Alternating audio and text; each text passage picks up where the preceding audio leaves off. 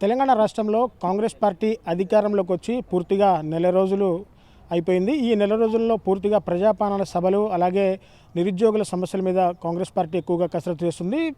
గెలుపొందిన 100 రోజుల్లో గ్యారంటీగా 6 గ్యారంటీలు ఖచ్చితంగా అమలు చేస్తామని చెప్పేసి కాంగ్రెస్ పార్టీ అంటుంది. సో దీని మీద పూర్తిగా కేటీఆర్ స్పందిస్తూ కాంగ్రెస్ చెప్పిన గ్యారంటీలన్నీ కూడా పూర్తిగా 420 హామీలు అని చెప్పేసి కూడా చెప్పారు. దీని మీద కాంగ్రెస్ శ్రేణులు భగ్గుమంటున్నాయి. సో ప్రస్తుతం ఖమ్మంలో ఇదే అంశం మీద మనతో మాట్లాడడానికి ఖమ్మం సిటీ కాంగ్రెస్ ప్రెసిడెంట్ జావేద్ మనకు అందుబాటులో ఉన్నారు. మనం వారితో మరిన్ని విషయాలు మాట్లాడదాం. సో సార్ చెప్పండి, పూర్తిగా ఓడిపోయిన డిప్రెషన్ నుంచి కూడా ఇంతవరకు బీఆర్ఎస్ నాయకులు రాలేదు. పూర్తిగా కాంగ్రెస్ ఇచ్చిన గ్యారెంటీలు అన్నీ కూడా 420 గ్యారెంటీలు అని చెప్పేసి కూడా కామెంట్ చేస్తున్న పరిస్థితి కేటీఆర్ అంటున్నారు. సో దీన్ని మీరు ఎలా చూస్తారు?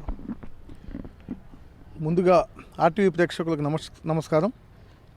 ఏదైతే కేటీఆర్ గారు మాట్లాడినటువంటి భాష ఏదైతే ఉందో, ఇంకా వాళ్ళు ప్రభుత్వంలోంచి మేము ప్రతిపక్షంలోకి వచ్చాము, ప్రజల గురించి మాట్లాడాలి, ప్రజల పక్షాన మాట్లాడాలి అనే ఆలోచన వదిలిపెట్టి ఇంకా 420 మాటలు మాట్లాడటమే మొదలుపెట్టారు.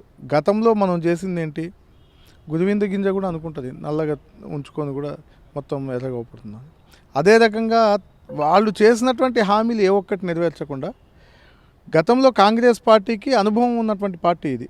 139 సంవత్సరాల నుంచి పాలిస్తున్నటువంటి ప్రభుత్వం స్వాతంత్రోద్యమం దగ్గర నుంచి మొదలు పెడితే ఇవాళ వరకు ప్రతి పోరాటంలో కాంగ్రెస్ పార్టీ భాగస్వామ్యం ఉంది. తెలంగాణ రాష్ట్రం ఇచ్చే దాంట్లో భాగస్వామ్యం ఉంది. చెప్పింది ఇచ్చింది.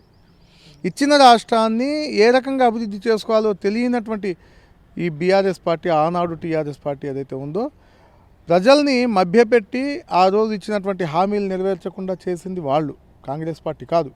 కాంగ్రెస్ పార్టీ ఈరోజు 33 రోజులు మాత్రమే అయింది కాంగ్రెస్ పార్టీ వచ్చి ప్రభుత్వంలోకి. ప్రజల పక్షాన ఒక సీఎం ఎట్లా ఉండాలని చెప్పేసి చెప్తే రేవంత్ రెడ్డిని చూసి అనుకోవచ్చు, రేవంత్ రెడ్డి గారిని.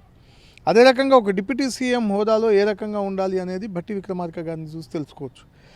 వాళ్ళ ప్రజాపాలన పెట్టి 5 ఏదైతే గ్యారంటీ హామీలు ఏదైతే ఇచ్చామో, వచ్చిన రెండో రోజే 2 హామీలు నెరవేర్చడం, మహిళా సాధికారత దాంట్లో భాగంగా శ్రీమతి సోనియా గాంధీ గారు, శ్రీమతి ప్రియాంక గాంధీ గారు వచ్చి ఇక్కడ అనౌన్స్ చేసినటువంటి పథకాలు ఏవైతే ఉన్నాయో, ముందుగా మహిళలకు ముందు పీట వేస్తూ వాళ్ళకి మహిళలకి బస్సుల్లో ఫ్రీ ప్రయాణం, ఆర్టీసీ బస్సులో ఫ్రీ ప్రయాణంతో పాటు అట్లే 10 లక్షల రూపాయలు ఆరోగ్యశ్రీ, ఫస్ట్ సామాన్యులు చేసుకునేటటువంటి వైద్యానికి కావాల్సినటువంటి 10 లక్షల రూపాయలు ఏదైతే ఉందో ఆరోగ్యశ్రీ, ఈ 2 కార్యక్రమాలని చేయటమే కాకుండా ఇప్పుడు జరగబోయేటటువంటి మిగతా అన్ని కార్యక్రమాలు చేయడానికి 100 రోజుల్లో ఇచ్చినటువంటి హామీ దాని ప్రకారంగా వాళ్ళ దగ్గర ప్రజాపాలన ద్వారా అప్లికేషన్స్ తీసుకొని వాళ్ళకి ఏదైతే పథకం వర్తిస్తుందో ప్రజల్నే అడిగి వాళ్ళ ద్వారా తీసుకొని చేస్తున్నటువంటి క్రమంలో 420 హామీలు అని చెప్పేసి ఇంకా అంటే ప్రభుత్వం ఆ దాంట్లోనే ఉన్నది తప్పితే ఇంకా వాళ్ళు కిందికి దిగి రాలేదు. ప్రతిపక్షంలో ఉన్నాం, ప్రజల పక్షం పోరాటం చేయాలని చెప్పేసి వాళ్ళ ఆలోచన లేదు. దీన్ని పూర్తిగా ఖండిస్తూ ఉన్నాం. ఈ రకమైనటువంటి చేష్టలు, మాటలు కరెక్ట్ కాదని చెప్పేసి కూడా సూచిస్తూ ఉన్నాం.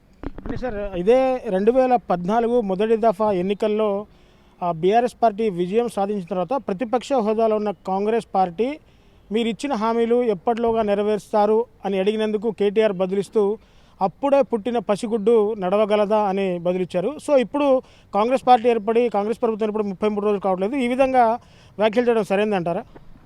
ఒక విషయం గమనించాలి. ఆ రోజు తెలంగాణ రాష్ట్రం ఏర్పాటు చేసినప్పుడు మిగులు బడ్జెట్తో ఇచ్చినటువంటి రాష్ట్రంలోనే అభివృద్ధి చేయకుండా వాళ్ళు దర్పం అనుభవించి ప్రగతి భవన్ అని చెప్పేసి, సెక్రటరియట్ అని చెప్పేసి, ప్రజల డబ్బులు మొత్తాన్ని ఆగం చేసి, కాళేశ్వరం అని చెప్పేసి ప్రాజెక్టులు చేసి వాళ్ళు ఆ డబ్బులంతా ప్రజల డబ్బులు మొత్తం నాశనం చేశారు. ఈరోజు 6,70,000 కోట్ల రూపాయల అప్పులతో ఇచ్చినటువంటి రాష్ట్రంలో పథకాలు ఇంకా మీరు చేయలేదు అని 33 రోజులు అంటాం అనేది వాళ్ళ విజ్ఞతకే వదిలేస్తున్నాం. పసిగుడ్డు అని చెప్పేసి చెప్పడం, ఆ మాటలు, యాస, భాష ఇవన్నీ వద్దనే కాంగ్రెస్ పార్టీ ప్రభుత్వాన్ని ప్రజలు పట్టం కట్టి కూర్చోబెట్టారు. చూడండి, వెయిట్ చేయండి. 9.5 సంవత్సరాలు మీరు రూలింగ్లో ఉన్నారు.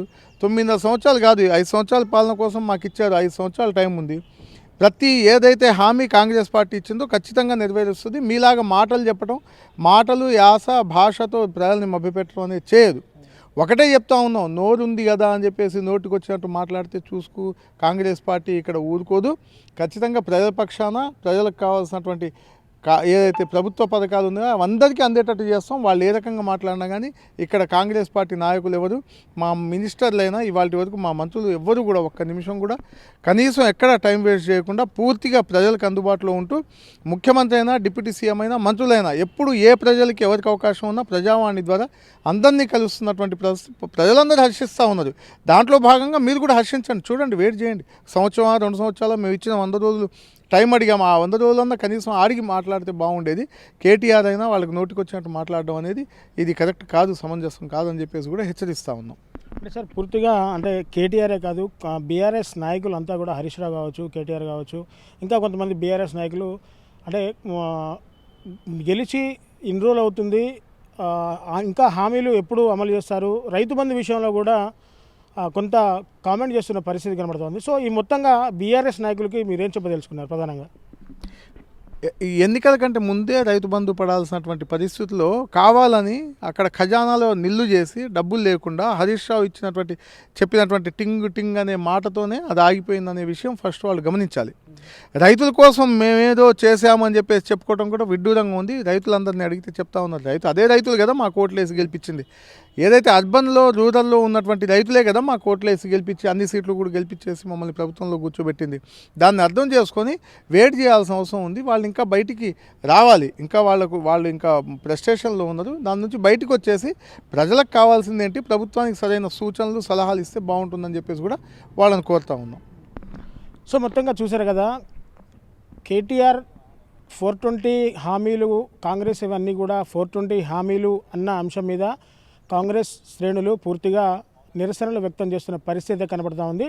2014లో బీఆర్ఎస్ ప్రభుత్వం గెలిచినప్పుడు ప్రతిపక్ష హోదాలో ఉన్న కాంగ్రెస్ పార్టీ హామీల ఎప్పుడు నెరవేరుస్తారని అడిగినందుకు ఇప్పుడే ఆ పుట్టిన పసిపిల్లవాడిని నడవమన్నట్లుగా ఉంది అని చెప్పేసి సమాధానం చెప్పారు. మరి కాంగ్రెస్ ప్రభుత్వం ఏర్పడి కేవలం రాష్ట్రంలో 33 రోజులు అవుతుంది. 33 రోజుల్లో చెప్పినట్టుగానే ప్రభుత్వం ఏర్పాటు చేసిన 2 రోజుల్లోనే మహాలక్ష్మి పథకం, అలాగే ఆరోగ్యశ్రీ పథకం కింద, రాజీవ్ ఆరోగ్యశ్రీ పథకం కింద 10 లక్షల రూపాయల పెంపు కూడా చేశాము. పూర్తిగా ప్రజాపాలన సభల పేరిట 100 రోజుల్లో ఇచ్చిన 6 గ్యారెంటీల హామీ దిశగా కాంగ్రెస్ పార్టీ అడుగులు వేస్తుంది. నిరుద్యోగులకు ఉద్యోగాలు ఇచ్చే విషయంలో కూడా కాంగ్రెస్ పార్టీ ఇప్పటికే కసరత్తులు ప్రారంభించింది. పూర్తిగా బీఆర్ఎస్ నాయకులు ఆ ఓటమి పాలైన తర్వాత మతి భ్రమించి మాట్లాడుతున్నారని చెప్పేసి కూడా కాంగ్రెస్ నాయకులు చెప్తున్న పరిస్థితి కనబడుతుంది. మొత్తంగా 1825 రోజుల పాటు కాంగ్రెస్ ప్రభుత్వాన్ని అధికారంలో ఉండని చెప్పి ప్రజలు పట్టం కట్టారు. కేవలం 33 రోజులు మాత్రమే పూర్తయ్యాయి. మిగతా 1792 రోజులు పూర్తిగా ఇంకా అందుబాటులో ఉన్నాయి. ఈ 1792 రోజుల్లో పూర్తిగా